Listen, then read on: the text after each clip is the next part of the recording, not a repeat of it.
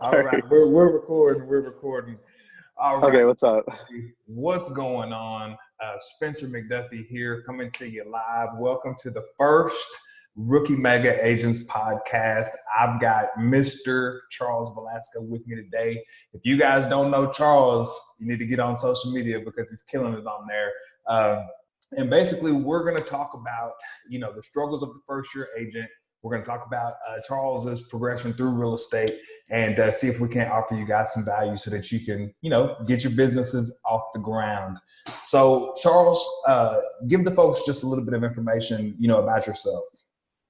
Okay, so for me, I'm going into my fourth year this year. I started the business in 2017. Kind of had to do the business because my family's been in real estate for a while, and to pay them back for paying for my college tuition, I actually went to University of San Francisco for 4 years. Lived in San Francisco, enjoyed my life there, and Okay. then now I live in Sacramento. I enjoyed it a lot here more. It's kind of like a suburb with a growing downtown with a growing downtown. That's amazing. I think Sacramento is gonna be up there when it comes to the best city in California. Best city in California overall. Yeah. Life.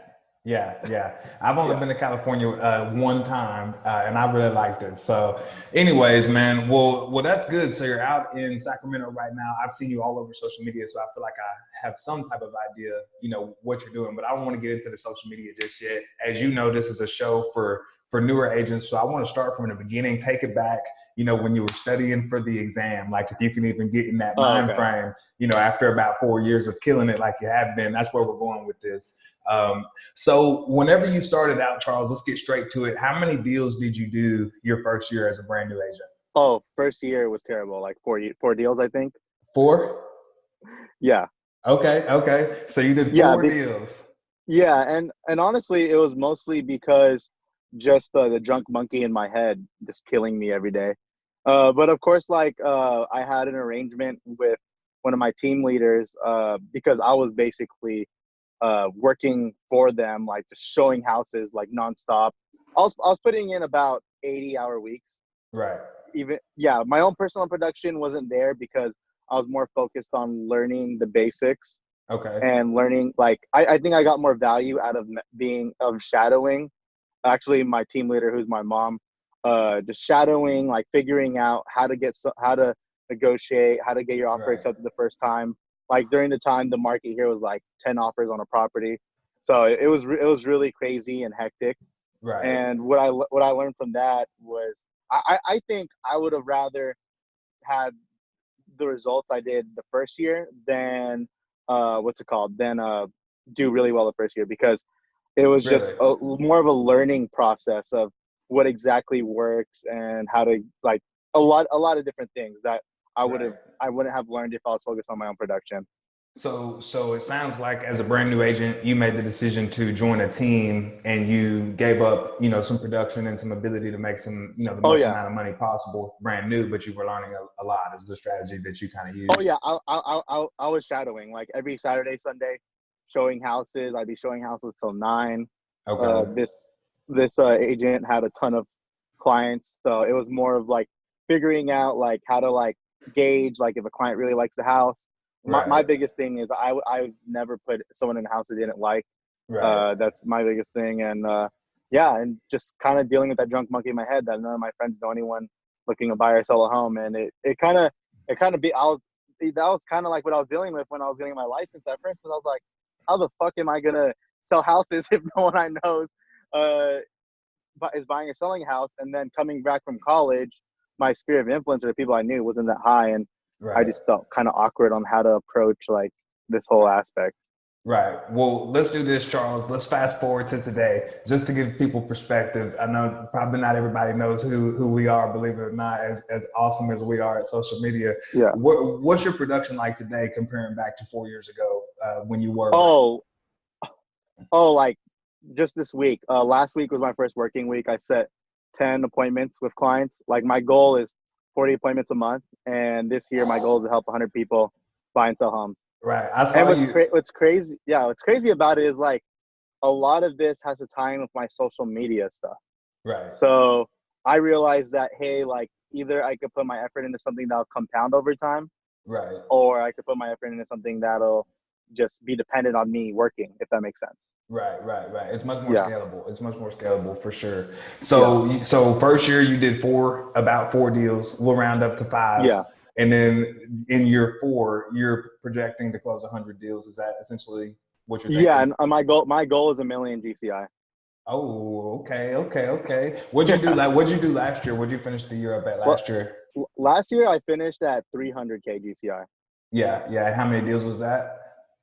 It was about 20, and then I had some deals on the higher end, and then Right. I get some from helping out the team with different things.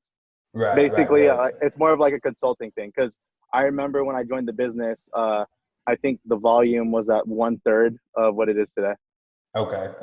So Yeah. it's still So last it's year we did 51 million in volume last year as okay. a team, Got it. and Got it. then Got it. 117 homes. So like this year, we should be doing 300, because Okay. now we have all the systems, all the accountability, all the coaching, all the like the marketing in place. Like it's all about just doing the work. Like this is the first year I felt like I actually had a detailed plan on exactly what I need to do and the Right. accountability to do it. Yeah. And up to this point, if you've just been winging it, I guess you've been doing it outright. So I think Yeah, cause, well, for me, like it was more. I want to invest a lot of time and energy into figuring out what works for me, because right, everyone's different. Like some people like calling expireds, some right, people like door knocking, and for me, it's like the social media and really building relationships with people I know. right. Yeah. So taking that perspective now that there's new agents watching this show, some of them are not licensed yet. Some of them are brand new, just starting out, and they're wanting to come in and kill it. So obviously, you had to learn a lot about yourself and your style going from four deals a Oh yeah. year, to what you're doing now. So what all did you try during that period? What worked for you? What didn't work for you? Oh, I tried everything, like Okay. door knocking, calling expireds, calling for sale by owners. What else did I try? I tried farming. I tried. What else did I? I probably tried about 10 different things. Like no Okay. joke. And And like, like yeah.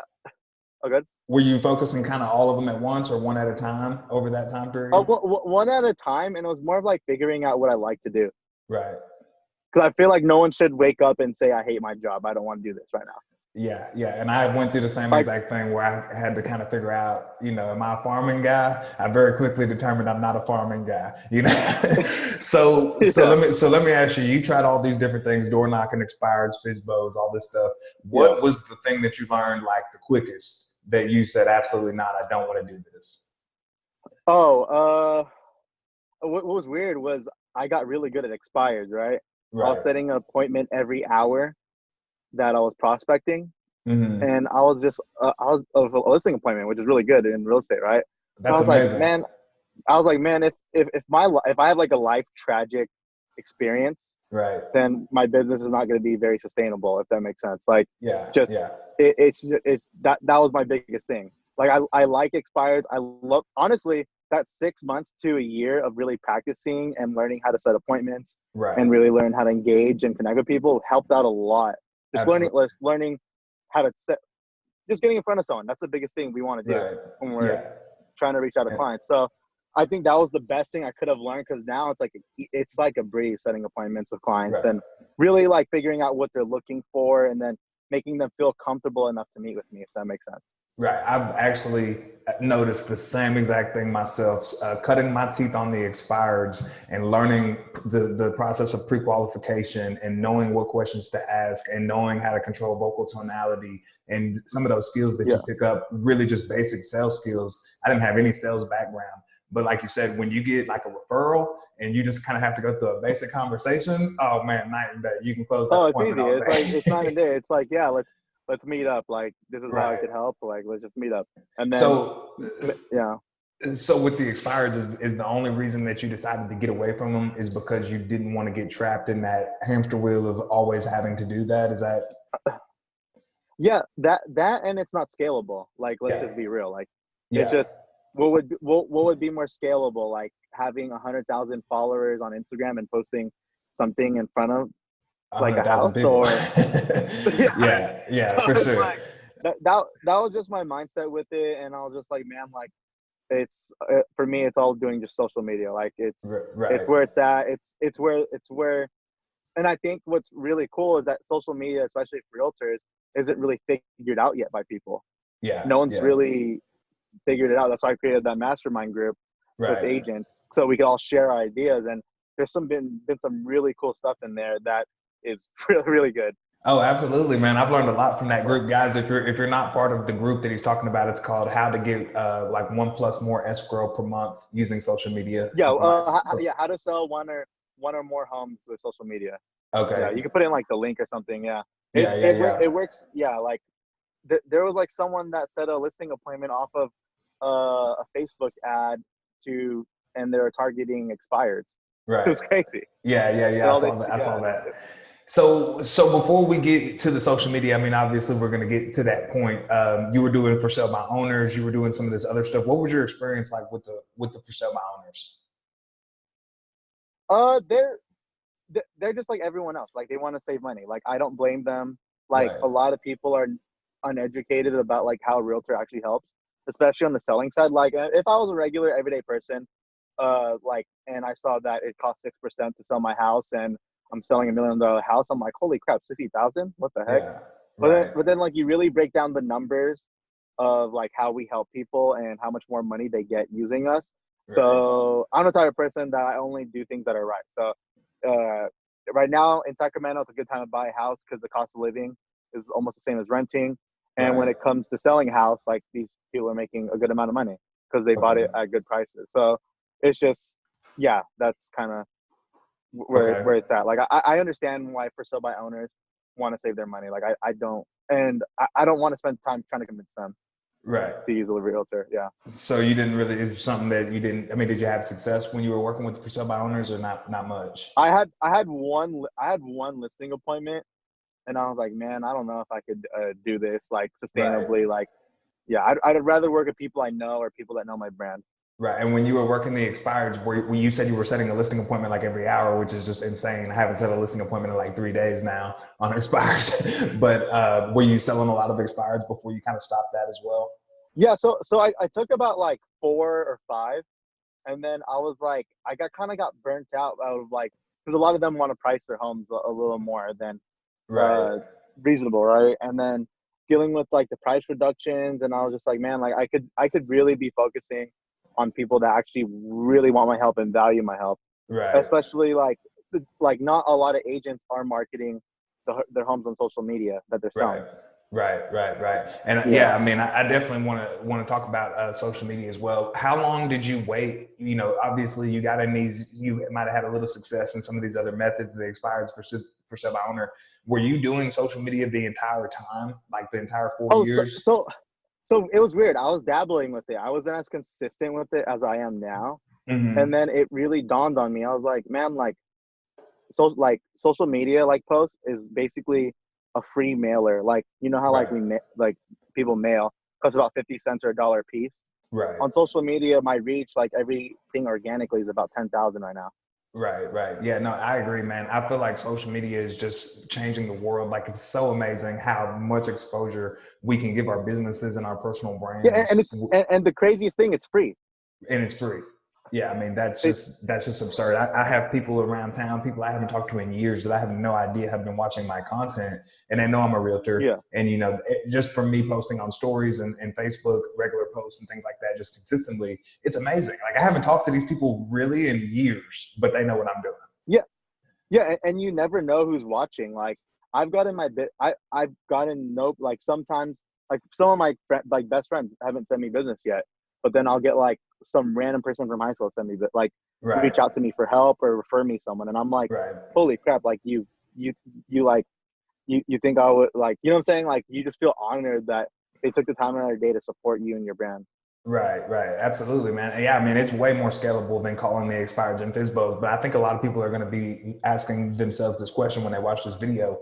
Why not add in the expireds? At least it sounds like you were pretty good at them. Why not go Yeah. ahead and add those in and keep doing what you're doing with the social I, media? I just, it's just like with expireds, I'm just like, man, like I feel like I could get more results out of talking to people I know for an hour Yeah. than and like really building future relationships Right. than like an Right. expired.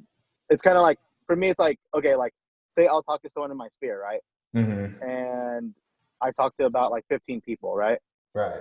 That's not just like one time like an expired. It's like repeatedly over time that like those like me contacting them is just like they'll give me back. But I understand like my coach has been big on me like getting back into expires, but it's just like for me, I'm gonna stick to like what I'm good at. Like Right, right. I'm Well, not and you're really really like passionate about it. you're really good at the social media too. So I mean, I get it. I was just curious, and I'm curious your Yeah. perspective as well because again, you know, we're talking to first year agents, we're talking to newer agents, people who want to level up on this channel. If I'm an unlicensed person right now and you're giving me advice as you know the Mr. Charles Velasco, what are you going to recommend that I do? Are you going to recommend that I go hard on social and that be my primary lead source?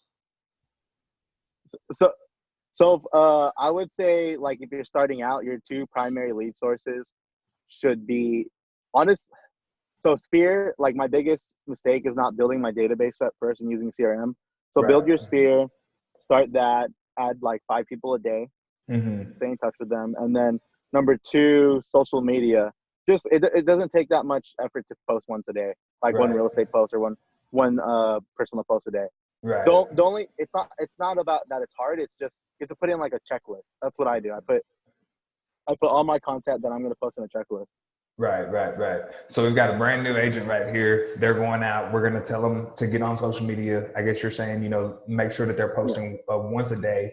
How does a new agent go from posting once a day to closing deals and you know earning cash and commission checks, if you will? You'll never know. So like I I I honestly want to test this with a new agent. Like someone with 1,000 followers on social media posting one real estate post a day should be able to get one deal out of it a month. Really? Well, you can test it It, on me, man. I'll be your prototype, man. I'll get some leads off you. no, it works. It's crazy because like for you, like what's good about you is that like you have a real. It seems like you have a real amount of people that know you in your community. Mm-hmm. For me, I had to start all over. I'm still meeting new people every day, Right. and it's like I meet them through social media. A lot of my clients and referral partners are through social media. Like I send them referrals, and they send me referrals. Right, right.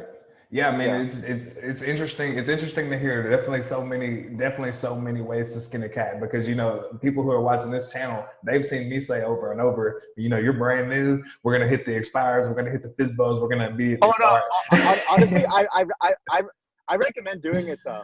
Yeah, yeah. Like even if you don't end up doing it for the long run, I recommend doing expires and for sale by owners because it's better to like it's better to practice on people you don't know than people you do know. And Right, right, on top of that, it's like you just get the experience. Like right, I used to do no kidding. I used to prospect 3 hours a day, right. expires and for sale by owners. Yes, sir. I just and circle prospecting, and I Yeah. would do like 50 to 100 conversations a day. Now it's a Wow. lot less, and it's just it it sucks. Like it really Yeah. sucks because sometimes you're like, "Fuck, is this shit working? Like, why am I wasting my time?" But then Right. like you slowly get better and better and better, and then you even though I don't call expires anymore, like I know how to set an appointment. Like Right. it's just it just helps. Okay. Well, Yeah. if we're gonna go down the social media rabbit hole, I'm sure people are gonna want to know what's the basic formula and where do people need to be interacting, in your opinion, in order to you know start closing their first deal? Okay, so like my number one recommendation would be Facebook, Instagram, and LinkedIn.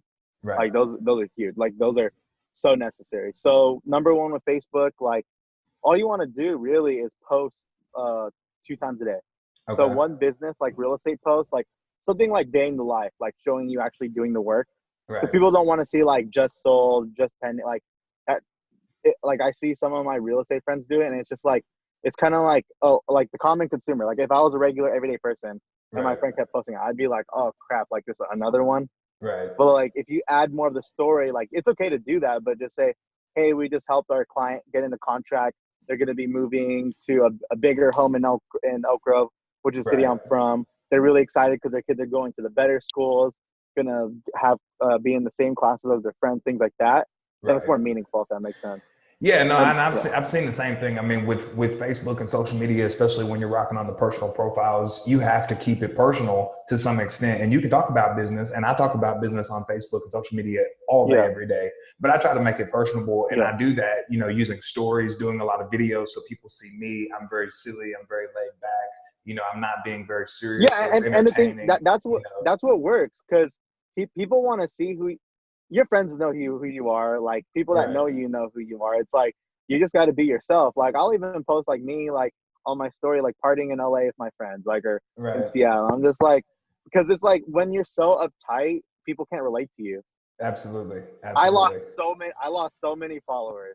yeah, Like so I lost so many of my friends following me on my own social media because I was so corny and just like doing yeah. like And here the at crazy another open thing, house like yeah, and the yeah. crazy thing, I feel like when pretty much most realtors come out and they want to use social, they immediately go corny. So that's a great point. What do you not do on social media? Like, what are the immediate things that you can just tell people don't do this, this, and this if you want to make your social media following If okay, like try to think like it's hard to explain. It's like grow?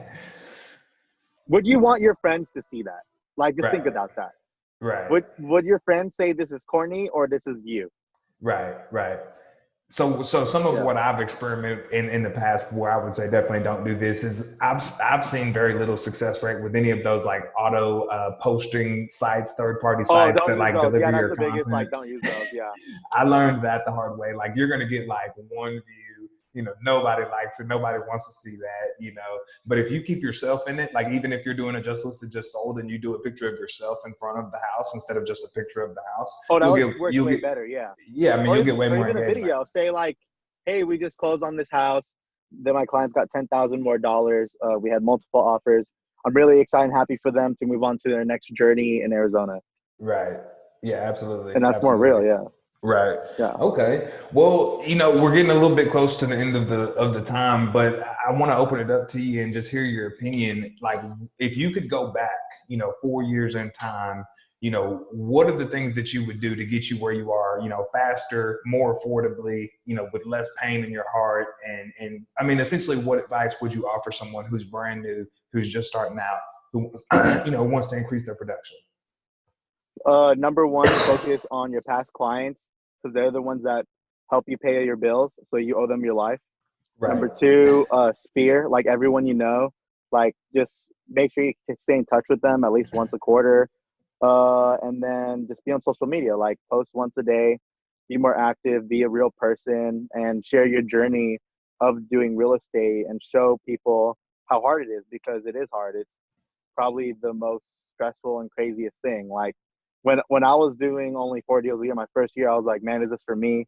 Working 80-hour weeks, like really shadowing and learning the basics. At first, like I was like, man, this is not fun.